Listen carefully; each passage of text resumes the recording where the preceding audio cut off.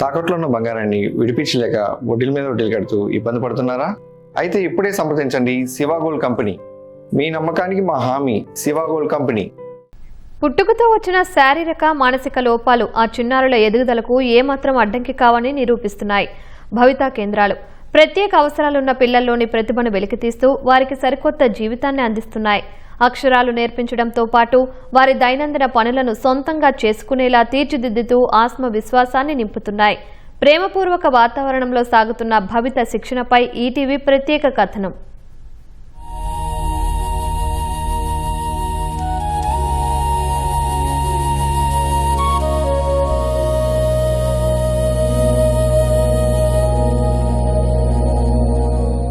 రాష్ట్రంలోని భవిత కేంద్రాలు ప్రత్యేక అవసరాలున్న చిన్నారుల జీవితాల్లో కొత్త వెలుగులు నింపుతున్నాయి. కేంద్ర రాష్ట్ర ప్రభుత్వాల భాగస్వామ్యంతో మండలానికో కేంద్రాన్ని ఏర్పాటు చేశారు. ఇక్కడికి వచ్చే చిన్నారులు తమ శారీరక మానసిక లోపాలను అధిగమిస్తూ సరికొత్త విషయాలను ఆసక్తిగా నేర్చుకుంటున్నారు. చదువుకే పరిమితం కాకుండా ఆటపాటలు, చిత్రలేఖనంతో పాటు సృజనాత్మక కార్యక్రమాల్లో ఉత్సాహంగా పాల్గొంటున్నారు. అనుభవజ్ఞులైన శిక్షకులు ఎంతో ఓర్పుతో ప్రేమగా వీరికి విద్యాబుద్ధులు నేర్పుతున్నారు. పిల్లల్లో వచ్చే చిన్నపాటి మార్పులను ఎప్పటికప్పుడు గుర్తిస్తూ వారిని నిరంతరం ప్రోత్సహిస్తున్నారు. ఈ భవితా కేంద్రాలు సర్వశిక్ష అభియాన్ ఆవరణలో దాదాపుగా 2001 సంవత్సరం నుంచి ఏర్పాటు చేయబడింది. సమగ్ర ఆధ్వర్యంలో నడుస్తున్నాయండి. దీంట్లో ప్రత్యేక అవసరాలు కలిగే పిల్లలకి విద్యను అందించడం జరుగుతుంది. దానికోసం 2 ఉపాధ్యాయులను సమగ్ర శిక్ష వారు ఏర్పాటు చేయడం జరిగిందండి. కేర్ గివింగ్ వాలంటీర్ కూడా ఉంటారండి. ఈ ఉపాధ్యాయులు విద్యను పిల్లలకు అందించడంతో పాటు సొసైటీలో ఎలా నడవాలి, ఎలా ఉండాలి, ఎవరితో ఎలా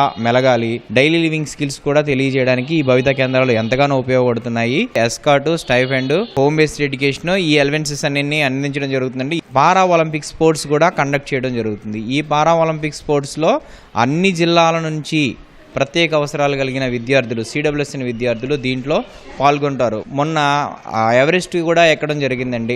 3 నుంచి 18 ఏళ్ల లోపు ఉన్న దివ్యాంగులు, ప్రత్యేక అవసరాలున్న పిల్లలను గుర్తించేందుకు విద్యాశాఖ ఏటా ప్రత్యేక సర్వే నిర్వహిస్తోంది. అంగన్వాడీ కేంద్రాలు, పాఠశాలల ద్వారా వివరాలు సేకరిస్తోంది. ఇంటి వద్దే ఉంటున్న పిల్లలను గుర్తించి భవిత కేంద్రాల సేవలపై వారి తల్లిదండ్రులకు అవగాహన కల్పిస్తోంది. ప్రస్తుతం ఎన్టీఆర్ జిల్లాలో 20 భవిత కేంద్రాలు సేవలు అందిస్తున్నాయి. వీటిలో 400 మందికి పైగా విద్యార్థులు శిక్షణ పొందుతున్నారు. పిల్లల అవసరాలకు అనుగుణంగా ప్రత్యేక శిక్షణ ఇస్తూ వారిని దైనందిన జీవితానికి సమాయత్తం చేస్తున్నారు.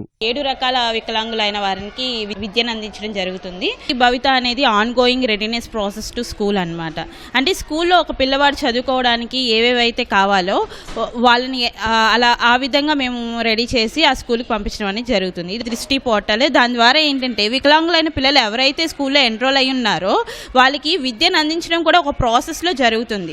వాళ్ళకి ఇండివిజువలైజ్డ్ ఎడ్యుకేషనల్ ప్లాన్ అయితే మేము క్రియేట్ చేస్తాం అనమాట. గవర్నమెంట్ స్కూల్లో ఎన్రోల్ అయ్యి వాళ్ళ యొక్క అకాడమిక్స్ అనేది, అటెండెన్స్ అనేది కంటిన్యూ అవుతూ వాళ్ళకి కావాల్సిన రిక్వైర్డ్ ఏదైతే స్పెషల్ ఎడ్యుకేషన్ అండ్ వాళ్ళకి కావాల్సిన వే ఆఫ్ టీచింగ్ ఉంటుందో అది మన భవితాలో ఇవ్వడం జరుగుతుంది. పిల్లలు ఎవరైతే స్కూల్కి రాలేరో, సివియర్ అండ్ ప్రొఫౌండ్ పిల్లలు ఉంటారు కదా, వాళ్ళకి హోమ్ బేస్డ్ ఎడ్యుకేషన్ ఇవ్వడం జరుగుతుంది. Dancing, singing and co-curricular activities అన్నింటిలో కూడా ప్రతి వారం ఇంక్లూడ్ చేయడం జరుగుతుంది. సదరంతో పాటు యూడిఐడి కార్డ్ కూడా మేమే అప్లై చేస్తామండి.